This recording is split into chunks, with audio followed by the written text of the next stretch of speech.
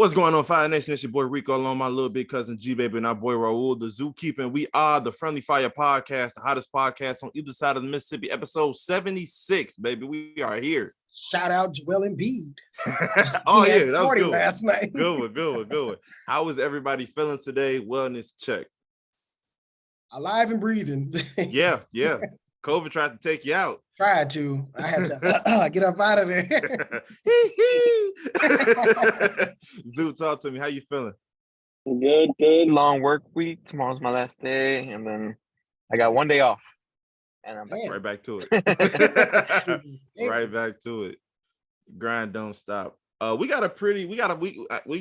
getting these jokes in. We got a pretty good episode today. G Baby, let's just dive right into it, my boy. Let's get it started.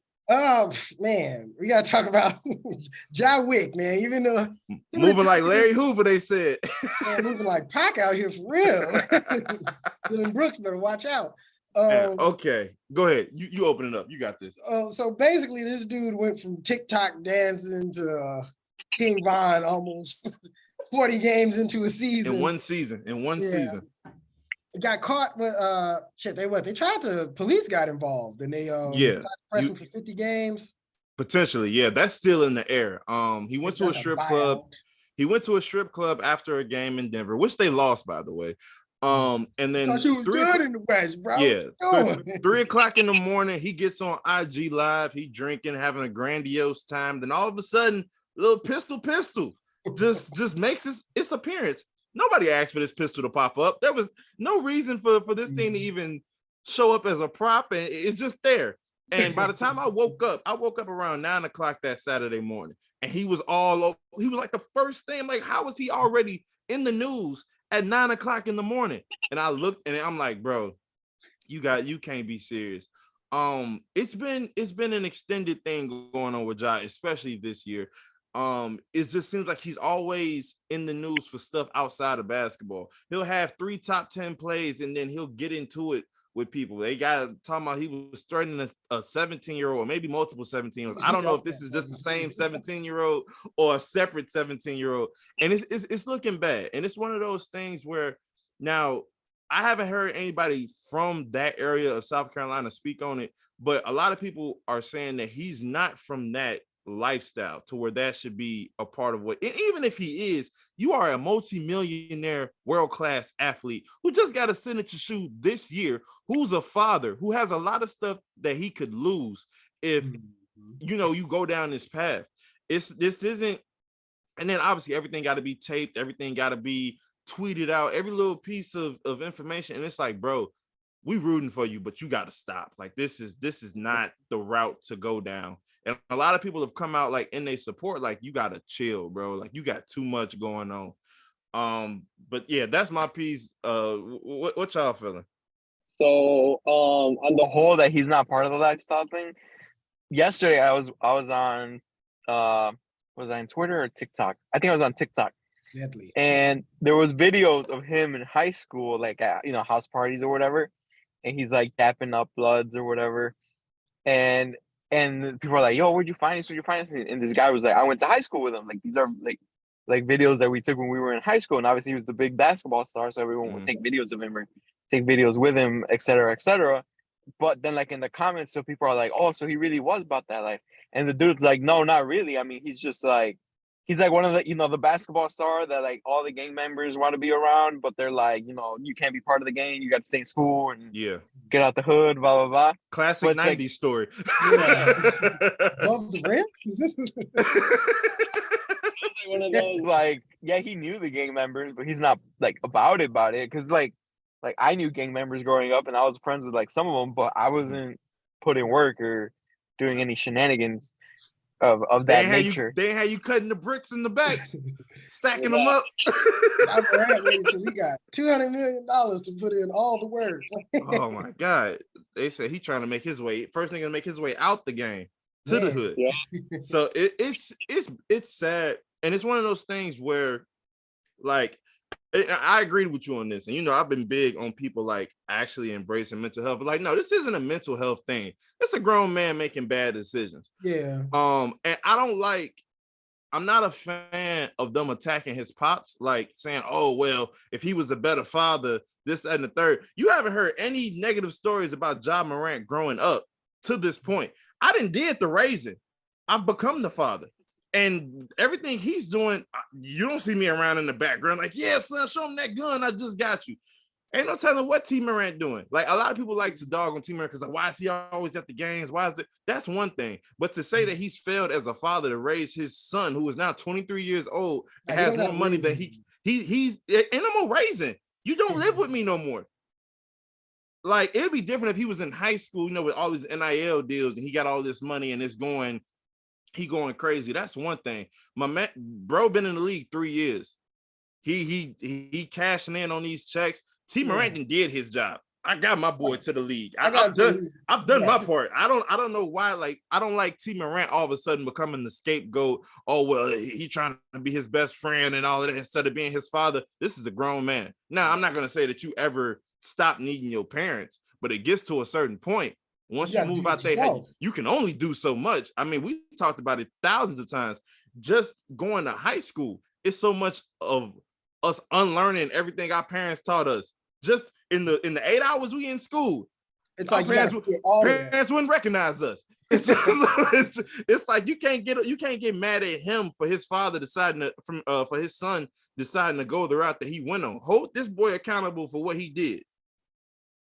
Yeah, I agree. What makes it look weird is like piggybacking off Zoo's shocking evidence is like when he was getting called corny by me and other people for dancing after threes and doing all that stuff, it was like nobody came with that. Don't get it twisted, Ja. Like, where was this video back then? Like now he wanna, how hollows feel, and you want to beat up 17-year-olds and run up on the Foot Locker dude. It's like, yeah, where was this before? Like we've all been to high school. And like, I'm pretty sure we all know how to shake up gangs that we are not involved with and things like that. But it's different. Like, how many of those people actually like Ja Morant, or is it like this nigga the meal ticket? You know what I'm saying? It was different. Like D Rose when it was like option 1 is this, option 2 is that.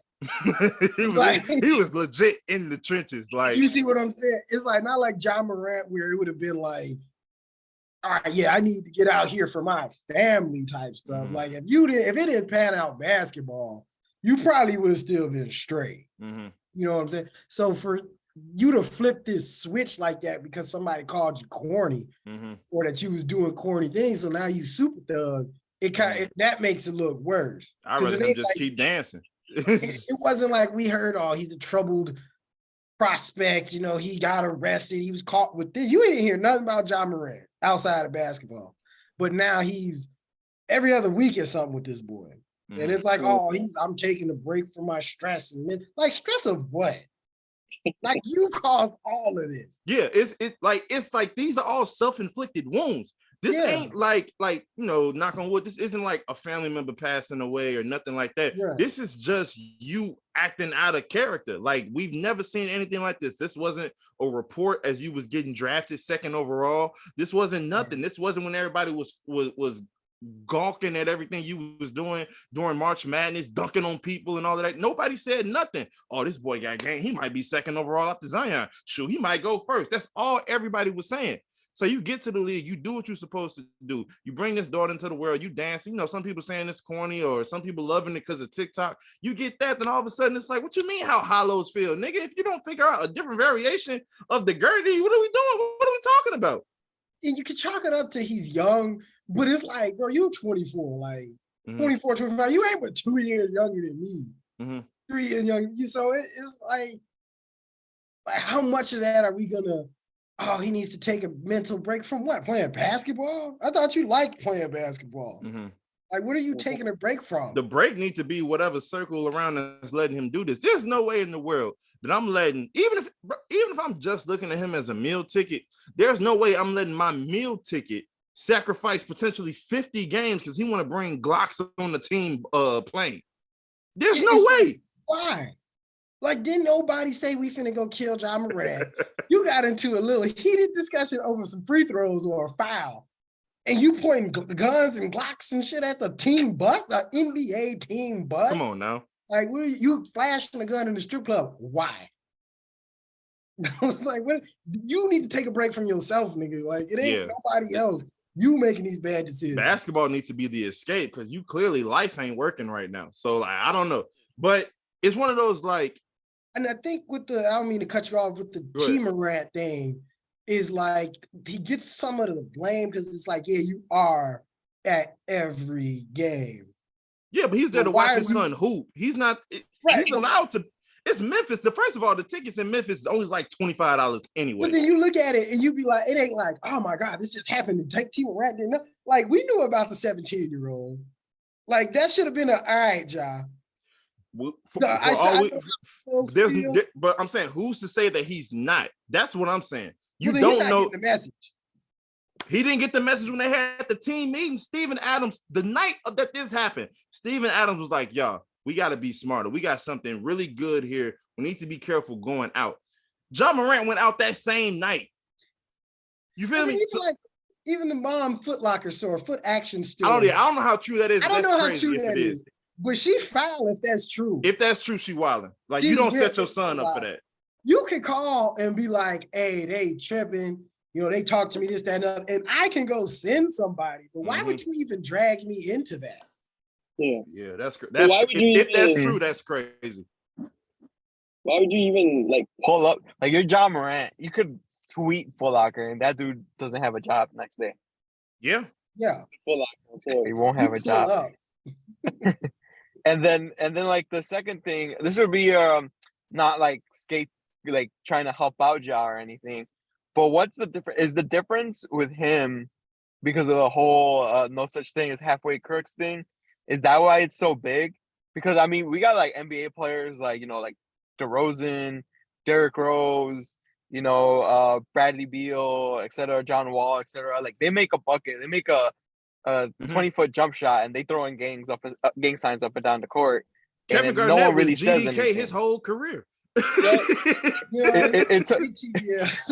And it's like no one really ever said anything, you know. And then the other day I was catching pardon the interruption, Michael Wilbon was going on a rant, and it's like why are you like thugging and promoting gangs, blah blah blah. But like I don't want to say half, but there are, like I said, like some NBA players who in the middle of the game are throwing up sets, throwing up gang signs, throwing down gang signs.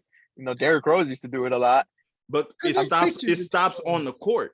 Yeah. That's as far as it goes. Rose and KG where they throwing their shit up in high school. And they like, all right, this nigga grew up in that. That's what he was doing. But for Ja to start throwing up GE, like, where's that coming from? Like, what are you throwing Crip up? Like, and even if even if you are, why is this carrying over outside? Like, it's one of those things where, like, I'm not condoning it, but when you had DeRozan throwing up Crip, or whenever Kevin Garnett was big TVL, it stayed on the court. Like, it wasn't I'll meet you at a such and such place, and now we got a whole cowboy standoff. Like, it's none of that going on. All of this was isolated events that happened that stayed within a circle, and you got Ja just popping up and like first of all, like what do you need a gun in the strip club for? Why do you need a gun as Ja Morant on the team playing? And he better hope they don't put two and two together and place that gun on the team playing, or else it is going to be those 50 games. So Colorado stated that there was no evidence of, I think, one, that it was his gun, and two, any criminal activity happened while he was in Colorado. But then the question now, Dean, is based off the NBA, where did this gun stem from? Was it given to him or whatever? Was he just flashing on his homie's gun? And that's one of the moments where if they really your circle, somebody needs to step up and take the fall. Because concealed carry, do you have a boy? Regardless of all that, you can't have a gun on NBA premises at all. But I'm saying, if they ask these questions, then it's like, true. Yeah, you're in possession of a gun. Say we get the serial number on it, then it's whose gun is it? Your fingerprints are on it. Yeah. Yeah, And it's like, even it comes out that it's like his homie's gun, it makes it just funnier because it's like the girlfriend that hangs out with the thug and is posting Snapchats with her boyfriend's gun. And it's like, what are we doing? You ain't even flashing your own thing, bro. What are we doing here? and you flashing it like, come on, bro. Like, Look what I got, guys. You gonna flash it, thug it out. Man. And in the Like words of that picture. Outkast, don't pull that thing out unless you prepared to bang. And speaking of bang, we got Shawn Kemp defending Let it rain. his right, defending his property. The initial post was that Shawn Kemp was involved in a drive-by shooting, which is the wildest way to just open up a tweet. Yeah, Shawn Kemp's been arrested for a drive-by shooting. Excuse me? Like, you 50, bro. Like, What are you talking about? What are you talking about? So more news came out that apparently sources close to Supersonics legend Shawn Kemp tell me he had property stolen from his car yesterday, tracked his iPhone to Tacoma today, and when he approached the vehicle, a suspect shot at him. He fired back in self-defense. So free Shawn Kemp, but that's just a wild like array of events. Like, you couldn't just cancel the phone, get another. I ain't the richest man in the world. Yeah, I can't just be buying phones, but I mean, you Supersonics legend Shawn Kemp. You can't ask GP. Yo, Hershey loaned me an iPhone until I get back. I need that one. I tracked it down to Tacoma, Washington. I need it back in blood if necessary. He went there with good intentions. But he was strapped just in case. They was like, oh my God, Shawn Kemp. He was dump. I love you, man. Yeah, you'll love these hollows too. That is why I did not expect to wake up because my brother sent me a picture and it wasn't like no article attached. It was like a Facebook one. Mm-hmm. So I'm just like, why'd you send me a picture of Shawn Kemp? I'm like, oh, this nigga fat again. And he was like, nah, he was in the drive-by shooting. I was like, Shawn Kemp. Like, that's random. I thought you was gonna say Ja Morant. That's so random. Ja Morant, that's how you do it. Don't just point the bus at Reggie and them. You shoot it. Let them know. Ain't no Rain Man. They call me the Rain Man around these parts. What is going on, man? What is going on in the league, bro? We got NBA players dumping out the roof. We got referees just out here just clearly putting money on these games and selling. Don't nobody call nothing right no more. And Scott Foster just out here just exerting his authority. He been on dirt with NBA players since forever. Like him and Chris Paul got like a Mortal Kombat going on. As soon as Chris Paul retired, he needs to just challenge him to a dozen boxing match or something.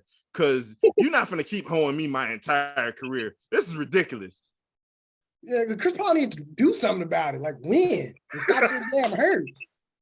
Man, I'm not gonna keep calling these fat fouls on you, bro. You can't make it up the court. Get out of here, bro. Not wasting. I'm helping you out with these, bro. But you get a break, old man. No, you can't breathe. That's where you draw the line. You singing Chris Paul? Chris Paul. He always want to. What? Oh, that wasn't no man. Shut up. Shut up, bro. I'm clipping this. Because you seen that clip when he grabbed the ball like, oh, what you gonna do? What you gonna do? Get ejected? Like, come on, get I hate that's funny. That's funny. But the reason I brought that up was that yesterday, Fred VanVleet, the Raptors played the Clippers, and he shot somebody too. Not yet. He did a post game and he was like, bro, you know what? At this point, F to fine. Like, I forgot what ref he named specifically, but he was like, this guy sucks. Like, he's not good at his job. He was like, he's taking calls basically to make the game about him. And he's not the first player I've heard say that, where refs just basically like, oh, well, I got the whistle, so I'm gonna make this decision. And it throws off the whole flow of the game. He was like, yeah, we going down because I'm getting texts and it's changing the trajectory and all of that. And he was like, these refs need to do better. And this isn't the first time I've heard that. We've seen the league come out with these last 2-minute reports where it was like, yeah, when they shanked DeMar DeRozan down the court, they should have called that. And DeMar like, yeah, they should. And so it's one of those things where it's like, going forward, how do y'all see anything changing? Are they going to start like publicly fining or disciplining refs for like missing obvious calls, or like what do y'all think, if anything, is going to happen? Penalty shots. They're not, but they should. You said they should, Zoo? They should. At least I saw someone. So it was a player, and I can't remember if it was in the NFL or in the NBA, but their tweet was basically saying that refs should have a post-game press conference too, and explain themselves for the call. Yeah. At least, so like maybe if they could still like stand by it, but at least they'll be like, hey, this is the reason XYZ I called it that way, and then maybe even give them a chance to own up to their mistake, not let give us like some random NBA release 2 weeks later saying, oh yeah, you remember that game where LeBron got smacked in the face 5 times in a row? Yeah, that might have been a foul. Maybe. There's a chance. It might have been. I didn't see the first 3, but 4 or 5, yeah, they got it. Yeah. I think go ahead. Go ahead. Okay. I think they're gonna do like a penalty shot kind of thing, where just like all the missed calls or whatever at the end, they'll try to like, all right, coaches decide what's this, and free throws. Then depending on if the score is within like, you can't game if it's between 2 and you miss a call on the 3, or you call offensive and they challenge it. I mean, it shouldn't be like, okay, man, I'm up 20 and you miss these calls to bring me down 12. Like, nah. But if it's in a close game, you might need to run back some clock and do the play over or something, because it's not fair, because it's a lot more getting cheated out of possessions. That stuff counts for, positioning in the standing. Yeah. I think the big issue is that because the NBA was so focused with speeding up the game, and which is why we're getting these 175 to 173 type scores, that they're letting a lot of stuff fall by the wayside. I feel like if you can do a last 2-minute report game by game, maybe you guys should just dedicate somebody to watching specifically this game. There's maybe 16 games going on. You need 16 people with a monitor watching this game.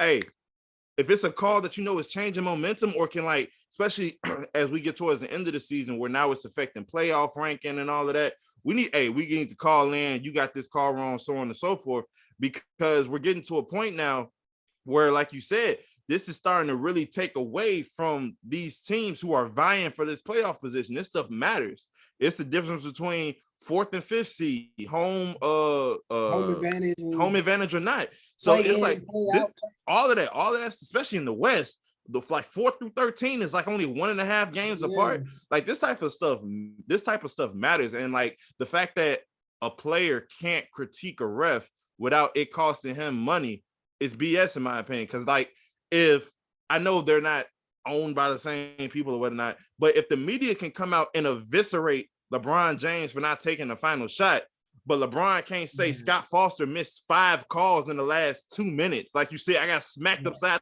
the head, like, and without getting $15,000 worth of a fine, it's like that's not right. But I feel like if we get more players who are willing to eat the fines, to say, nah, so and so needs to be held accountable, maybe we'll start seeing somewhat of a change. I think it's gonna take more stars though, like, because Fred VanVleet, he's good, but they're like, well, you're not LeBron. It's too much money. They're not gonna eat them fines because they add up. Yeah. Because it ain't like they just hand you a $200 million check. Yeah. It's just like you spread out per game and you getting these checks. So it's like, if I'm getting a 40,000, just say I'm Fred VanVleet and I'm getting 35,000 a game. Mm-hmm. I gotta eat it 15,000. That 15 kicked I'm in. like, I still gotta get gas. I still gotta eat. Yeah. And so it's kind of hard. Like, it's different when you have, especially like younger player. Like, I'm not finna on my rookie contract be causing no controversy and eating $30,000 fine. You be screwed the next 13 years. You know what I'm saying? Damn.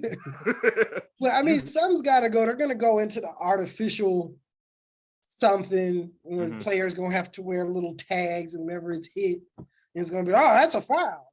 It's gonna be something stupid like that. So speaking of something stupid, we gotta talk about the World Wrestling Federation, Entertainment, whatever, all of that. We gotta talk about them potentially bringing Vegas to the WWE. G-Babe, you want to discuss this, my friend? No, Zoo, this is your topic. Zoo, it's all you. Let's get it. My topic.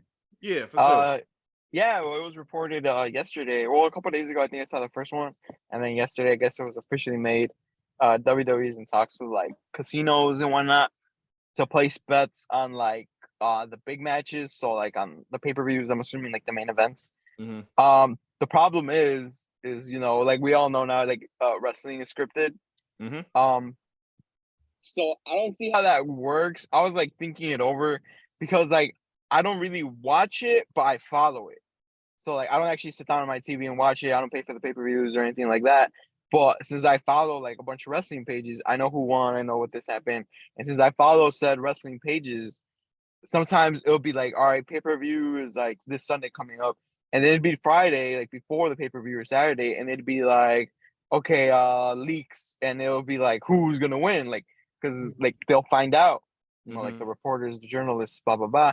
And I'll say like 8 times out of 10 they're correct. Sometimes I'm assuming they either got it wrong or the WWE was like, damn, they found out, now we have to switch it up last second, which they could. So I don't know how that's gonna work out with the leaks. The only way I could see it working out basically is if it's like the whole bet is kind of like a parlay almost, where you have to hit on a bunch of, so you have to pick who's going to win, but you also have to pick how long the match is going to be maybe, and then like what the finish is going to be, if it's going to be a pin, a submission, or a disqualification, count out, etc. Like give you a bunch of options of what could happen, or like if there's going to be an interference, something where you have to guess the whole guess the plot line essentially. Almost. Yeah, it'll be a lot of money in that. So that's the only way I could see it working, because then you'd have to hit on or like at least 5 things for it to be right. Then it's like, okay, this bet is worth it, or like not like, oh, someone informed me type of thing. But even then, it's like, what's stopping people from finding out? Because it's not like, how we talked about the NFL player who's like, I got put money on me to get 6 catches and 100 yards. It's like, that's still not guaranteed. I'm going to try my best. I might tell my QB, hey, throw me the ball a couple more times, blah, blah, blah. But still, at the end of the day, it's not determined. I still have to, well, at least we thought. Now Arian Foster told us everything's scripted. But, but it's like, you still have to go out there and do it. With wrestling, the wrestler could just tell his family, like, hey, ABC is going to happen. Undertaker's going to come back from retirement and chokeslam me, bet $1,000. No one's going to bet on it. And then it's going to happen. Now you're like a multimillionaire or whatever on the bet. And, so it's like, it's kind of like tricky on how it's going to happen, if it's even going to happen. I genuinely just can't see how this works, because it's one, like you said, not only is everything scripted, like you said, with the process of leaks, if they don't got enough time to change the plot line, now you know exactly how everything is going to happen. I don't know how many different parlays or options you could add to a ticket to make it where it doesn't seem like a go-to. Like if let's say for whatever reason, The Rock comes back to face Roman Reigns. 9 times out of 10, Roman is supposed to be the one to win, but you also know The Rock, and The Rock don't like to lose.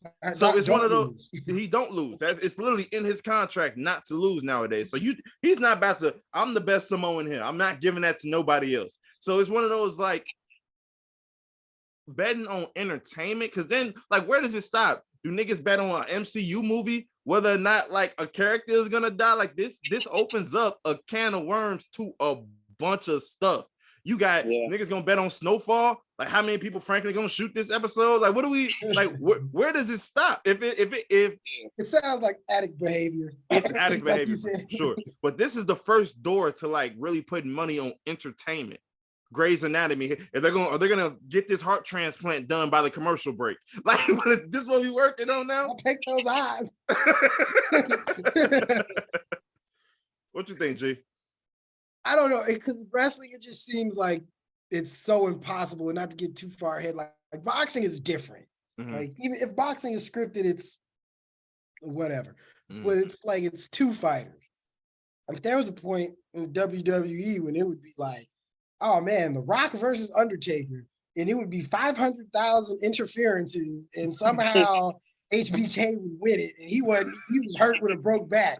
And he was like, you're like, what? So it's a little difficult to put, like, I wouldn't even know, like, oh, this how many stunners are gonna be done and how many choke slams, maybe stuff like that, or I don't know. Like, I don't know. It just sounds like real addict behavior. Oh yeah, I feel like the moment somebody shows me a ticket for WWE, I'm calling a number on their behalf. Like, yeah, user user underscore I make money is clearly a gambling addict. I need you to pull up to their house and check on them ASAP, because there's no way. I just wouldn't feel comfortable, because it's like, this is literally decided by somebody else or a group of somebody else's who may have their own agenda, have their own reason for Roman Reigns winning, or somebody else.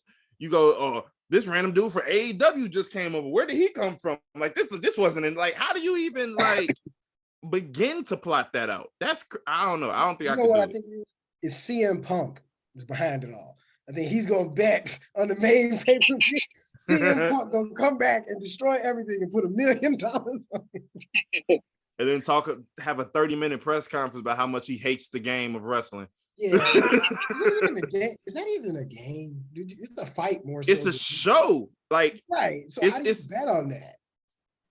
Vince McMahon's gonna wear that black suit. That's what I'm saying. Like, how much money is Vince McMahon and that whole like board of trustees about to make off of this? You feel me? And like, and who's to keep the Mattress King from placing a bet? telling Vince, hey, I want that guy to win. And he don't really win his bets. He gonna win with all cash and then lose. So what's keeping him? Oh, this fight taking place in Houston, Texas. Yeah, I'm gonna need that guy to win. What? Come on, man. Yeah, I don't know. That's odd. That's real odd to try to bet on. We're like betting on golf pars. Like, I don't know. Like, that seems kind of difficult. Very difficult. There's so many factors. And I mean, rumor has it like they're trying to sell it. Like Vince is trying to sell it or whatever. And right now his price tag on it, I think, is like $7 billion. So I don't know how. It makes sense. They're gonna go into it or anything. All them pay-per-view deals that's basically like quiet money. Like, DirecTV ain't never gonna abandon WWE. So like, I remember growing up, like scrolling through channels, just seeing like 5 WWE matches on pay-per-view, knowing my daddy wasn't gonna pay for none of them, but just seeing them, knowing that they there. So that's real weird. Like, the sports betting world is just crazy now. Yeah, it's got you got niggas every aspect of everything. Yeah, you got niggas threatening players like, oh, he ain't get the 19 points yet. He just hit the game winner. Oh, well, I was betting on him for the over on 18 and a half. And I'm like, see, nah. Because I know people that'll be like, man, I just need Kyle Lowry to get 18 boards tonight and I'll be rich. I'm like, okay. You clearly don't care about your money. What is that, a $20 bet? So yeah, but from one ring to another, we got boxing. We got Tank versus Ryan Garcia is officially set for, I think, like April 12th or something like that. What are y'all thoughts? I'm glad it's finally happening. I feel like they both been like semi-ducking each other, and they like both out their primes a little bit. They're not even 30 yet, are they? That's kind of old in boxing. You hit 30 in boxing, that's a little. I'm saying I don't even think they're 30 yet. But David's been a little punchy lately. What you mean? Isn't Ryan Garcia like 24? That's what I'm saying. These is like youngins. But Tank been a little like off lately. He don't be winning the best no more. Like, he be getting like, it hasn't been like it hasn't been like dominant to you. Yeah, like he be getting in them like 8-9 rounders and getting hit a lot. Well, all right. So Tank is 28. Forgive those who are watching on YouTube and y'all see my camera still acting up. Tank is 28. I think you're right. I think Ryan Davis is Ryan Garcia, I'm sorry. He's like the kind of up and coming. Yeah, he's the TikTok famous one. He's 24. I don't know what. I know you got Garcia winning. Zoo. Now there's a 6-inch difference between them height wise. I'm pretty sure Ryan got the reach advantage too, but he's skinny. And Tank is that boy is strong. Yeah. Tank is a tank for real. Like, I don't know. If he get inside of him, he gonna tear them ribs up. You're gonna be looking. It's gonna be that Muhammad Ali, Joe Frazier. Joe Frazier has to be like 1 inch away from you, like press up on you. Muhammad Ali has to like back up and punch out of shit. That's basically what the fight's gonna be. But I mean, both of these are a little bit lighter weight, a little bit quicker. It's gonna be like who would be like the strongest comparison? Like a Floyd? Probably like Floyd Cotto, maybe. Floyd Pacquiao, maybe. Something like that. Yeah. Well, it should be good. I mean, at least we're getting it. I was scared we weren't going to get it until they were both in like their 30s. They've been ducking each other for like the past 2 years. Like they've been adding each other on Instagram and Twitter, and it's like, bro, either do it or don't. I think they were waiting a little bit for Garcia to get a little older. Because I think if it was a couple years ago, it would have been a little bit more one-sided. Yeah. You 18 fighting this 24-year-old. Just demolishing this man. Yeah, that's fair. No, but I will say I watched some of Garcia's highlights. A clip came across on Twitter. He was fighting some dude, and they showed it in regular speed. And I promise the knockout punch I didn't see. I thought he was playing defense. They had to slow it down to like 1/10 of a frame. And you saw him just sneak that. He snuck his left hand in the, and bro was done. I'm like, all right, this boy is to be it's weird to say tall, but to be like long and lanky as he is, to have that amount of power behind that speed, that is gonna be tough. But like you said, if Tank get in his ribs at all, it's a wrap. He get him on the ropes. That's it. He better stay in the middle, stay off them ropes. Ropes, I think that's where Tank gonna put him through. I ain't gonna lie. Yeah, because if he get to backing them down, it might be a quick one. Yeah. So let us know, Fire Nation, what y'all think between Tank and Garcia. I'm looking forward. I actually think I might like sit and watch it. We may have to figure out a day. I'll see if I'll be down. I'm definitely down for that because I feel like I haven't last fight we saw was Floyd and Jake. Speaking of which, Logan Paul lost. Speaking of which, got it handed to him a little bit. Yeah, a little bit. I don't know. He just didn't. He looked like he was just gassed a lot through that fight, though. I feel like to box as much as he says he does, his conditioning is terrible. It is. Like, how much does he really box, though? I don't know. Who is he really boxing? But he swears up and down he a real fighter. So you can't pick and choose if you're a real fighter or not. Your condition needs to be up there. That's what I'm saying. So when people were asking, I don't remember if it was Jake or Logan, they asked the older brother if his younger brother was like a real, like how he felt about being a fighter. He was like, well, you guys can't keep saying that. He's fought 4 or 5 times now. Like this was like a year or so ago. But I'm telling you, he fought Baby Fury and he was red like early on. Like he just was gassed. And I was kind of upset there wasn't like a knockout, but I didn't, when I was watching it, I'm like, I didn't know if they was gonna give it to Fury because like it's one of them, like obviously it's money behind Paul, and if you don't put him on the ground, there's no official decide. Yeah, I thought they was gonna hold him. I ain't gonna lie to you. Some of them like you just can't, because then it'd be like, all right, then this is like ridiculous. Like the Floyd one, you got away because it was like, Floyd don't be knocking people out like that anyway, so you get away from it, but. This dude a little bit got something to prove. We've been talking a lot of shit. It's like, I can see him trying to put him away, but they won't because it's too much money. And you don't want to embarrass somebody, and it's all about safety nowadays. I definitely think he's going to knock back that real fighter stuff. Because now you're starting to be like fighting some real fighters, Yeah. Because like Fury's little brother, he was like kind of trying to find his way into like the main into the stuff right. too. Okay. So this might have been a good little like, hey, he take a shot on this guy. He might fight somebody and then last legs. He can get an undercard type stuff. He get a little like undercard stuff. Work his way up a little bit. We shall. I wasn't bad at it. What did you think of it, Zoo? It was a little slower pace, and he did get tired. I don't know. I feel like he kind of underestimated it. I guess I feel like he already felt like he obviously had to prove himself, but not to the extent. I think he relied on his power too much. He probably thought I was gonna be able to knock him out like early on and whatnot. He was tired, and then his brother didn't help by shit talking in the middle of the fucking match. Yeah, that's when they put him on the intercom. Yeah, they're like, if you can hear me, it's like, whoa. He just looking up like, oh my god, this nigga here. You know he said it.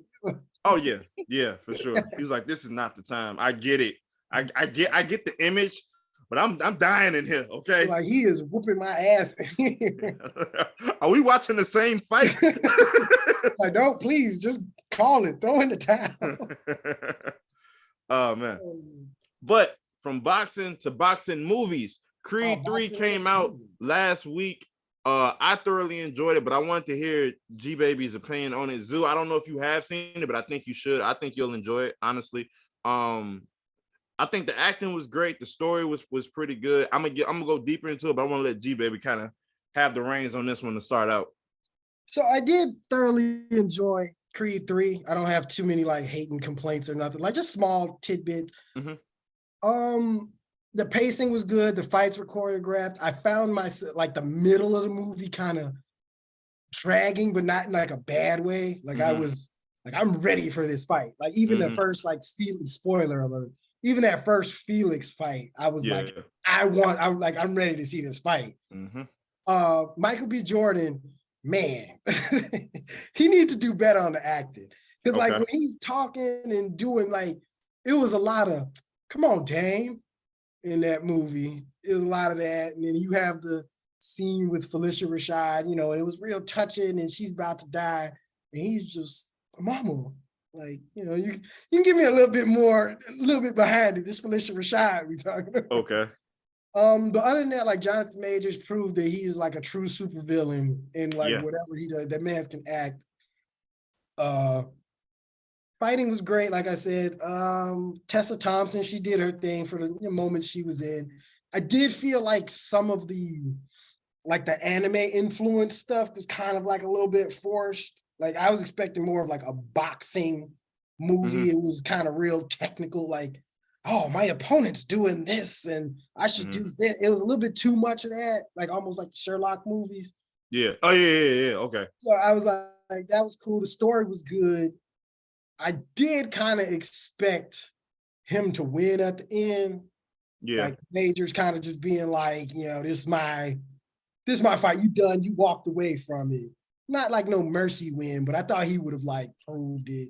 I would not have been surprised if Jonathan Majors walked away with the win. I thought it was because they spoke about a potential like, you know, continuing. So maybe like the whole next movie is him getting his get back, which I don't think we need to see another Creed. They could tell another story. He could do more of a mentor role moving forward. It's gonna be a show. Like a legit mentor role going forward. But continue. I ain't mean to interrupt him. No, I know you said no, it's fine. You mentioned, I'm not sure if it was in the group chat. You said you wished it was longer. Yeah. I did wish we would have seen a little bit more from Majors, like after beating Felix. Like because then it did get a little cartoonish. They was on it. And like broke like when he broke Drago's hand or whatever. I'm like, you don't really need that aspect. Like I see him if he beat Felix, and then because they was just going at it in the sparring. I get that. Then it's like you fight Drago a little quick. And I did want to see him fight Drago. I wanted to see Drago back in the ring. Because I was thinking, because it was like the Creed versus Dame thing was just too quick. It was like, you won one fight and I'm the best. I'm the great. Like, if you'd have beat Drago and just like thoroughly handled Drago, then it's like you get Stephen A. Oh, well, you know, he whooped this dude that was whooping on you. And it would have made a little bit more sense, like, oh, he's 2-0. Yeah. You know, he gonna beat the champ. And you know, it would have made a little bit more sense than just, come on, Dane. Like it was a little bit that, but other than that, it was a great acting performance. I'll give it like an 8.99. Feel like some of the stuff was a little like a lot of it was just Jordan's acting. Like when she was talking to him, he was just, I'm fine. It's nothing. Yeah, like you could give us a little bit more besides that. Yeah, that's always been like my only major critique on MBJ is that like when he has to get elevated, either vocally or like emotionally, sometimes he loses it. It almost sounds like he's like trying to read off for something. And so it's kind of like, he be like right there. And then like he kind of tail off. But overall, that didn't really take away from the movie for me. I thoroughly enjoyed it. I think it's probably the best sports movie I've seen. I haven't seen. Yeah. Yeah, I enjoyed it more than Space Jam. And it's one of those things where like it dug with so much because it's like, yes, technically Jonathan Majors is the villain, quote unquote, but at the same time, I understood it. You completely understand. And you even understand, like, yeah, was he fighting a little dirty? Yes, but you understood so much about why he felt the way he felt. It's one of those, like, one, you're looking at me like a charity case. You're not taking me seriously. I've proven that I can handle this boy in sparring, and you going out of your way to oh, well, you gotta wait. This like, nah, ain't no more waiting. Like I put you on. Yeah, everybody keeps saying, like, no, I'm older than you, and it's gonna take me this much time. I don't got time for all that. I get that. What I would have liked to see in extension of making it longer, I would have liked to see Jonathan Majors either fight somebody else after the first win, like you said, to further establish his just overall dominance. Like, no, I'm a force of nature. Like, y'all need to recognize. Or I would have liked to see him kind of enjoy like the spoils of war a little bit more. Like him really went from 18 years in the pen to I have everything at my fingertips now. The most they showed him, he in like a little apartment with a nice little chick. It's like cool, but like, I want to see him really like kind of enjoy it because it's like, bro, you've been away. Like you suffered, you dealt with everything. I enjoyed them dealing with sensitive grief. You know, without verbally saying it, they said it, like black men opening up about what they had to deal with in like past trauma, survivor's guilt, all of that type of stuff. Watching somebody live your dream. We saw it both through Bianca and through Dame. It's like Bianca, the only reason I'm not up there is because I may go deaf if I continue doing this. Like to have to deal with that and watch somebody else sing your song and you hearing things, oh man, I could have did this. So like dealing with that. Just all of it. I felt Donnie in that moment when he was telling his mama off was like, you got the nerve to hide this from me after all of these years, and your own kids, when I popped up, wouldn't even talk to me because of what I reminded them of. And it's like, you see, you know, obviously it was like, oh, this wasn't what I wanted to end our note on, but it's like you can tell all the stuff he's been holding up and harboring inside, and it made sense why he chose boxing, because one of the things that they didn't fully go into in Creed 1, it's like, bro, you got this education, you making this money, why are you fighting, why are you putting your life on the line? And it's like he's got anger from forever that's been building up. Even when he was rich, you still got my own brothers and sister don't even talk to me, like we blood, and they refuse to acknowledge me as a sibling because they father cheated on their mother, who she the one who brought me in. I didn't ask her to come get me. You should have made that piece. All of this is stuff that I didn't ask for. So then you start to see this anger, but it got kind of edged off over the years. But you see, Damian is still all of that.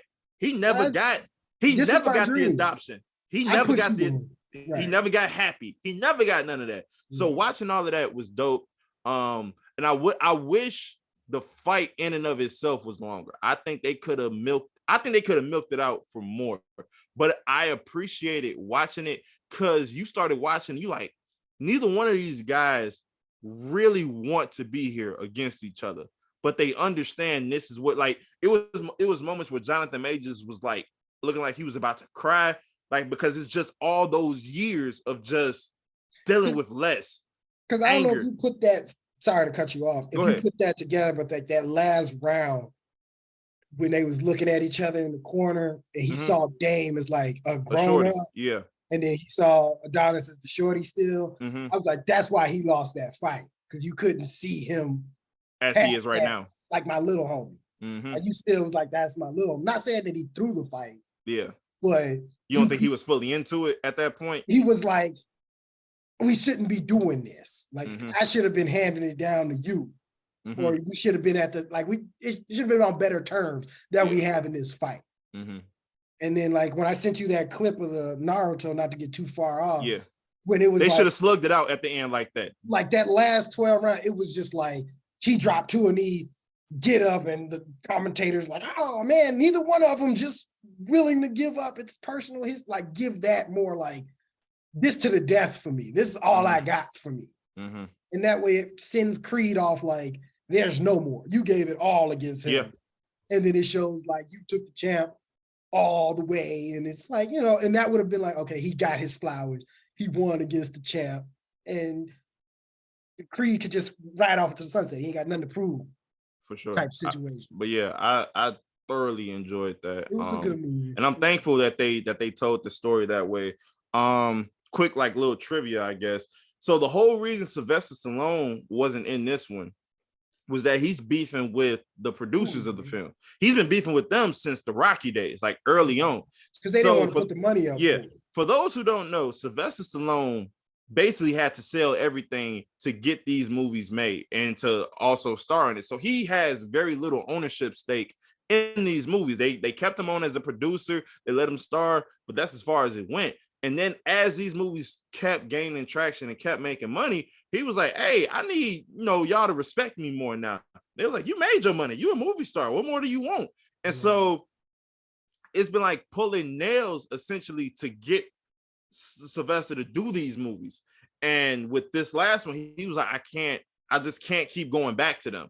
And he made it known. He was like, I have no beef with Michael B. Jordan. I would love to do a Creed 4 with him, but I can't keep working with these guys as long as he's in charge, one of the producers. And now he ain't gave it to his sons. So it's like, it's going to be just generations of just screwing Stallone over.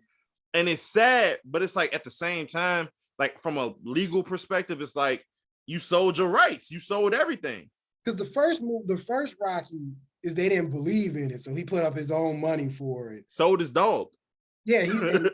He got all the property for the first Rocky. Mm-hmm. And that's when they was like, oh, Rocky 2, 3, 4. But then it was like, Rocky 1's not the best Rocky.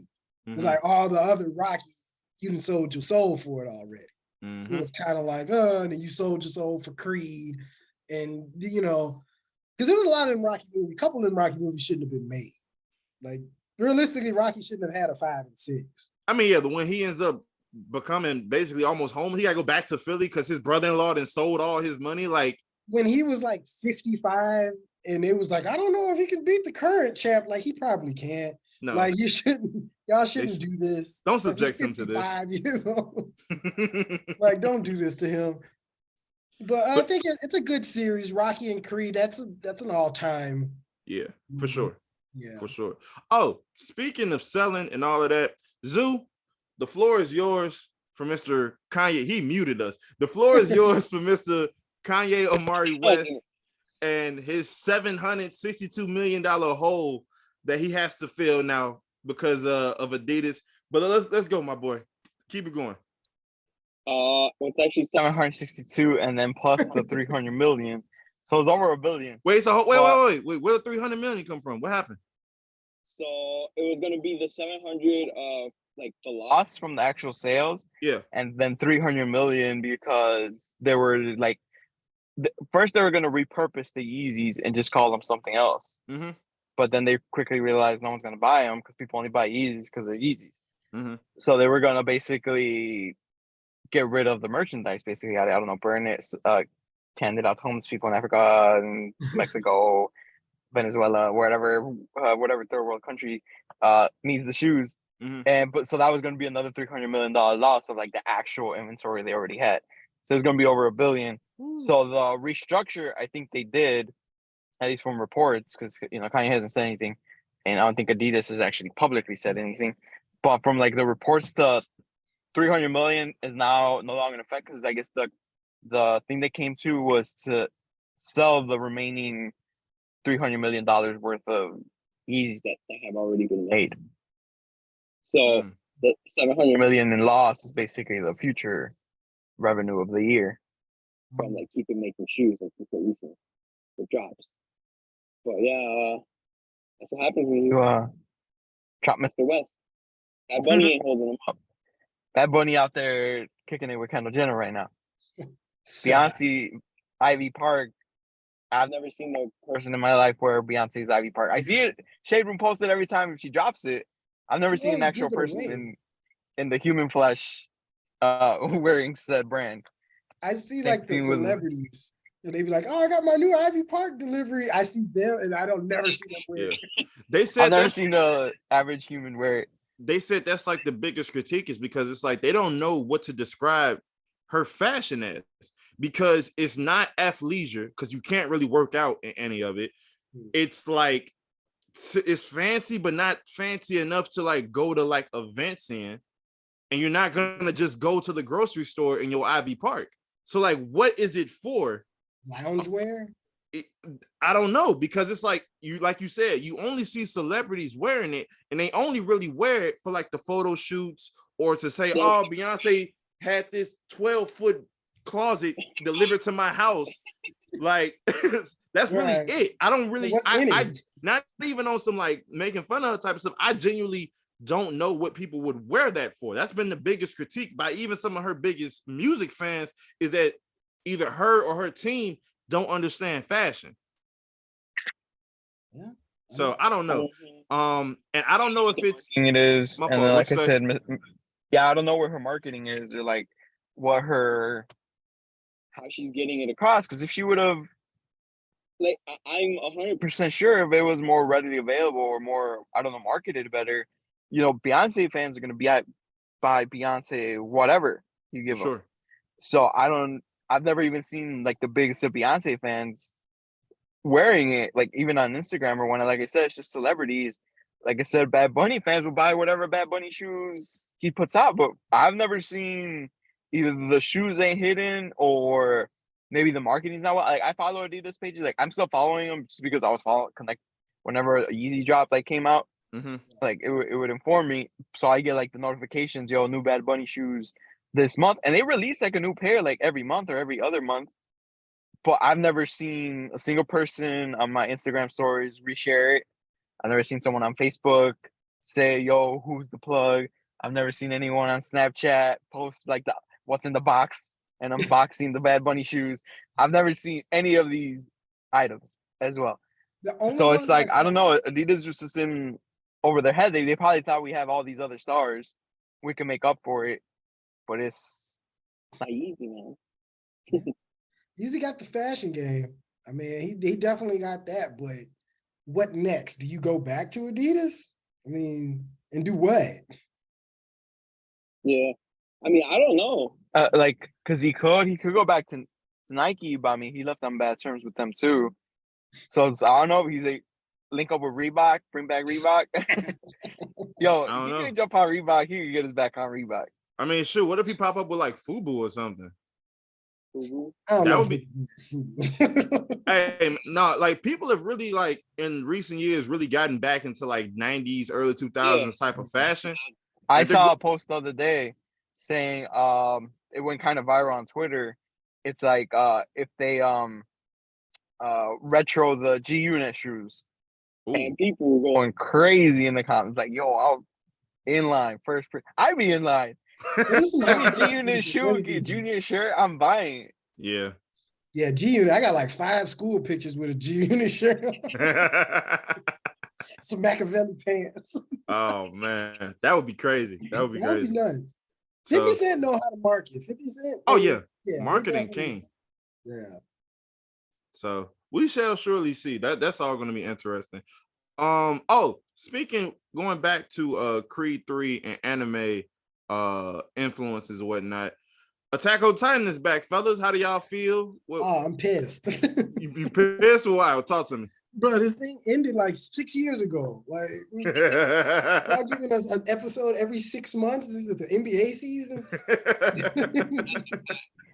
It's insane. It's literally, Rico, the episode is literally, when you look it up on Crunchyroll, the episode is called Season 4, Part 3.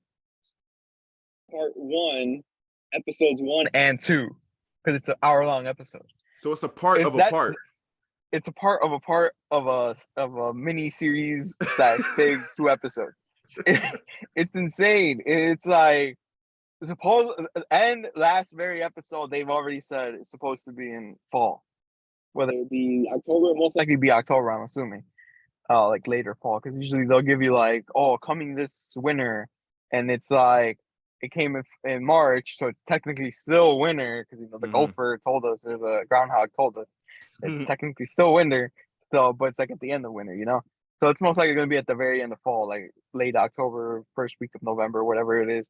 What's the point of this? Because didn't the manga tour come out like 2 years ago? Yeah, when we started this podcast, animation's really good. I'm not gonna lie. Okay. What happened? It did end when the podcast came out. When we started it, that's when it ended. Wow. I remember talking with G Baby on the last That's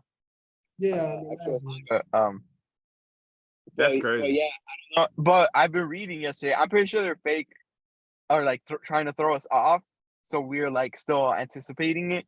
I was reading yesterday and even today, right now, where you guys were talking about Creed, I was scrolling on Twitter. These Negroes in there fighting. I'm not interested. Talking about Shawn Kemp. All right, Shaniqua, what are we talking about today? They're talking about Mappa was saying that they might change the ending because you know a lot of people like with G Babies read the manga as well. A lot of people didn't like the ending of the manga. They said it was the most anticlimactic. I kind of agree. Yeah. It was pretty anticlimactic. Like it like makes sense, but it's like really. It's like they make you go a long way for. We went to 10 years just for this ending, but so they were saying they might change it. I don't think they will because I mean they've stuck with everything so far. So for them to change the last ending might like the true diehard manga people who want it to be exactly how it is. It's gonna be mayhem in Japan. Plus they take off Japan everywhere. That's like Mappa's like one of the best like animators, and like they take like months at a time to animate like one episode. Yeah, I heard it's like it takes a lot of time. Yeah, they're doing like 3 shows, I think, right? They're doing Chainsaw Man, Attack on Titan, and Jujutsu and Kaisen, right? So, yeah, so they're pretty busy. None of them are coming out anytime soon, but this should be interesting. Like I said, I'm just about over it already because like I was ready to see it 2 years ago animated. I was ready to see it last year animated. Yeah. Next month has been 10 years since the first episode came out. Wow. And it ain't even 10 years worth of stuff. Like it's 5 seasons, and it was a gap between season 3 and 4 or something like that. Yeah, it was a big gap. Between 2 and 3, I think. And season 2 is only like 10 episodes or 8 episodes. Yeah, it's not long. It's not the longest. That's crazy. But before we get out, speaking of continuing with anime, I'm back to watch to binge watching Naruto Shippuden because they put the dubs on Hulu, and I literally went through I think 10 filler episodes in a row, and I am back on my BS with anime filler episodes because why? Now, luckily, these filler episodes weren't that bad, and I found a guide that G Baby showed me about the upcoming filler episodes, so I know what to potentially avoid. These luckily had action. Because normally with other filler episodes I've watched, we're just going to watch our hero who just survived apocalypse go to the grocery store today. Why are we doing this? Why not just go to the next big bag? Go to the next story. What does filler episodes do? If you, first of all, you release the season all at the same time anyway, or at the most, it's on a weekly basis, but the story was written, shot, filmed so far in advance. Why do you need 10 filler episodes in a row? It was like 30. It had like stories that was like 20-something episodes. Like, I was like, oh, and you don't even see it. I'm like, man, if this girl was in the show, it'd be like so dope, and you never see her again. Bro, I watched one. So one of the stories, huh? Did you see the one with the turtle that tailed beast that they was like, it was like 15 episodes. No, I don't think I've seen that. The one I just saw, what happened? It was a throwback episode, so they were remembering because basically from when I met, Naruto just defeated Pain, so now everybody's like reflecting on how good of a hero he is, and then they reflect on how bad they treated him as a kid, and like some of the missions that he went on. So one of these missions, he went out with somebody who's been a ninja for 50 years, but he never he never took the next step because he basically had PTSD from a time he lost his soldiers. And one of the villains they went against, she was one of the baddest ones. Like, she sword work, she got all these crazy jutsus, got water turned into and mud and all of that. We gonna never see her again. Why did y'all write this character, give her all this attitude and motivation for us to never see her again for a throwback episode? It's this filler arc, the one I was just talking about, where this girl, she can create like diamonds. Okay. Like Diamond Force Fields and stuff like that. Naruto goes through a whole training montage to learn this move, to learn the move and only use it one time. It's like 30 episodes of filler. Nah, bro. Like, come on. Nah, bro. I can't do it. I love anime. I'm glad that I'm getting back into it, but it's just like the filler. Like, why? Like, it definitely will take you out of Naruto. Yeah. It'll definitely take you especially if there isn't something like, because you just, okay, maybe the next episode, then you watch the next episode. Oh, another throwback. All right, maybe the next one. I done went through 15 next ones, and I'm finally back into the main story. We are finally back. And ain't no telling how long they gonna stay here before Sasuke go through some memory jump and it's his turn. like 15 episodes here, it'll be 6 episodes story, 2 more filler. He's like, oh my God. I don't want it anymore. I don't want it anymore. I'm telling you, you're not missing nothing outside Nate of the 2 that I told you. Yeah, you weren't wrong. Like I said, some of them were dope, but the other ones, it was just like, bruh, no, thank you. No, thank you. But yeah. That's it. Lamar Jackson, we talked about him last episode. He was in contract negotiations with the Ravens. They put him under a non-exclusive tag, which essentially means that if he gets a better deal somewhere else, the Ravens can either match or they would get 2 first-round picks in advance and in exchange. And this is where the collusion comes in, because now all of a sudden, all of these teams that were asking for him and then last year asking for Deshaun Watson now have no interest in Lamar Jackson. Mind you, only one team got Deshaun Watson last year, the Cleveland Browns. The Texans still need a quarterback. The Raiders still need a quarterback. The Jets are looking at potentially getting Aaron Rodgers, but until that's in stone, they still need a quarterback. And now all of a sudden they're all saying, oh yeah, no, we're not interested. This is collusion because of the freaking Cleveland Browns let Deshaun Watson reset the freaking quarterback market with a fully guaranteed $230 million contract. Now people who ain't touching up on 25 different women are getting screwed over out of these deals because Joe Burrow and Trevor Lawrence, they right around the corner. Their money is coming. They're probably another 2 years removed from needing their contracts renewed. And now they about to get a 25-year deal with only $3 million guaranteed because niggas want to sign Deshaun Watson to $230 million deals. Magic Johnson ass contract. 25 years at $3 million? Damn. I hate the NFL so much, bro. I hate the NFL so much.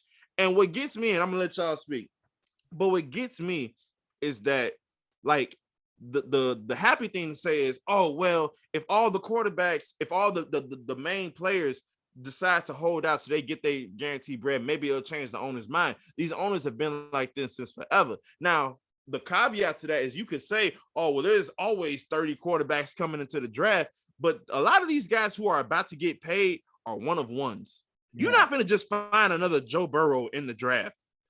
At this point, depending on how his career continues to go, you're not going to find another Trevor Lawrence. These are players that have earned either money. They've earned their money. They've earned some type of recognition. Lamar Jackson was unanimous MVP. He's doing all this. I know you don't like him because he's a black guy that runs a lot zoo, but running back. Come to Chicago, we need one. But it's just one of those things where it's like, I hate it because it's like these guys literally risk their life on a day-to-day basis, and you want to hire them to contingency deals. And this dude, like, he reset the market. It is what it is. Y'all can't just sit there and say, oh, we just ain't gonna pay nobody. No, you can't just I hate it. It's billionaires versus millionaires, and the billionaires are almost always gonna win because there is somebody from the gutter that's been working his hardest to become an NFL player that's gonna take that soul exchanging contract in exchange for both of his ACLs and his ability to recognize his daughter in 3 years.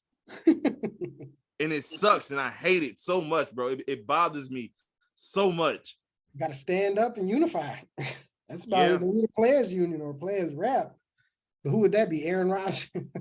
I don't know. I don't know who's in charge of because I know, like, obviously the basketball has like the CBA. I'm assuming the NFL got something similar to that. But I mean, if you meet every so years and y'all keep agreeing on the same thing, you screwing yourself over. Yeah. So I don't know. That franchise tag, that's like the main thing people hate. because it's like protects the team, you know, of superstars wanting to leave and superstars wanting to, I guess, quote unquote, team up, which is a little harder in the NFL because, you know, so many players. But that's like one messed up. You know, Le'Veon Bell, they franchise tagged him, and he's like, I'm not playing. And then he's like, all right, well, we're not trading you. And they just sat him on the bench for like 3 years straight. He just By rusty. the time he got back, he was Damn, that sucks. Yeah. It just sucks to see.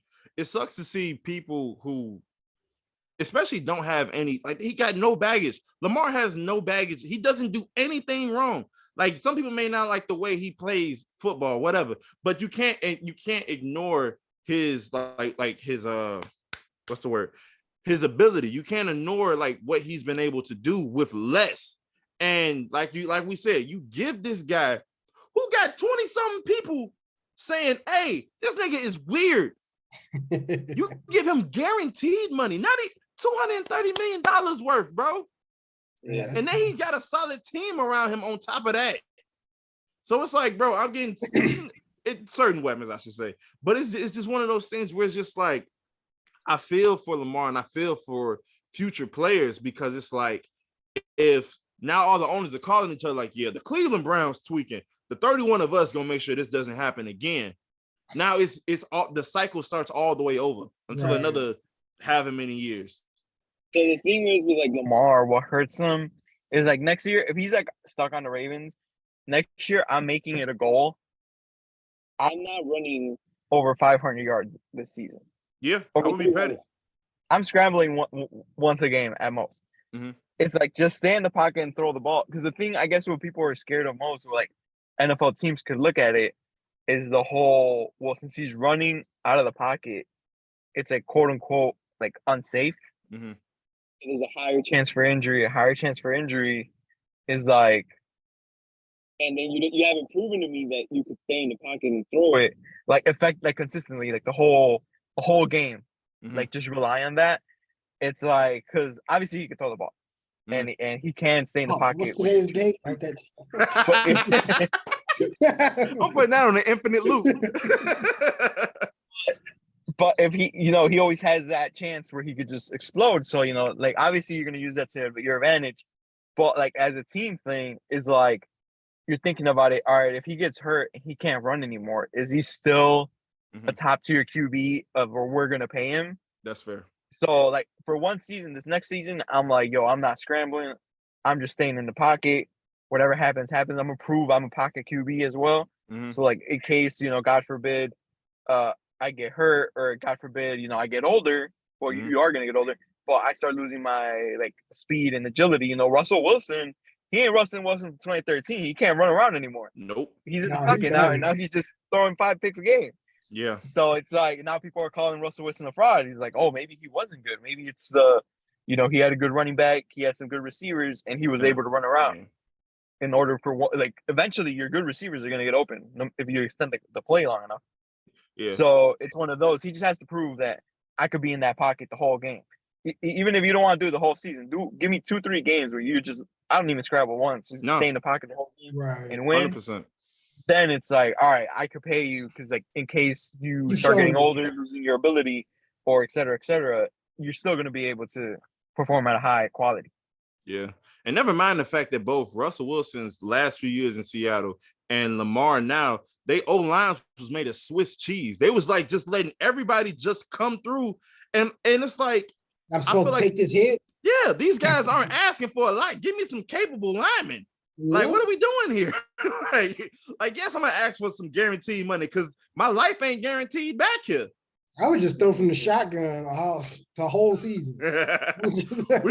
we all go routes. We go slants, 7 yards and cut. We'll switch it up, 8 yards and cut. Oh, curl route. 4 yards and cut. That's all we do. Get over. Doing all screen passes. Let the running back die out there. I'm not gonna keep dying for y'all. Let him get sacked 500 times this season. Yeah, so we'll see what happens, but man, it's the ages. It's a tale as old as time, bro. You got billionaires versus millionaires. Yeah. So we shall surely see. G-Baby, got any closing thoughts on that? Logic is just terrible. But, football. No, we don't have to talk. Wake up in the morning, gotta thank God. But no, the Lamar Jackson thing, I hope it works out for him. I feel like he is going to get stuck again in Baltimore. I just hope that, like Zoo says, he shows himself more as a true quarterback. He doesn't get hurt and he can try to make some play. Maybe he gets stuck there 2 more years and he can bounce. If they trade for him for something better. Yeah. You know? So we shall surely see. Logic was in hip hop news for his acoustic covering of Today Was a Good Day by Ice Cube. It wasn't it. You didn't need to do it. The version we got is perfect. It's fine. Ice Cube knew Which is crazy. I saw you sent it and I didn't watch it right away. I think I was at work still when you sent it. Or I was doing something. And I saw Logic covers Today Was a Good Day. And I, for whatever reason, I just thought he just re-rapped it. Yeah. Like, with himself. I didn't expect him to actually be singing. So I watched the video. I was like, as soon as he started singing, I was like, no way. I didn't watch it all the way through. I couldn't get through it the whole way. I turned it off as soon as I heard that. Just Waking, I was didn't need that. Didn't need that today. And Ice Cube's son, Shawn Jackson, he tweeted it. He's like, "You lose again, you're back to seniors." You say my mother's name again. It's gonna be a misunderstanding. Hey, that's wild. I'm very glad that they didn't make Baby Cube sing that in Straight Outta Compton. Yeah, because that would have been crazy. What are you doing? What are you doing? This is my mother. Stop.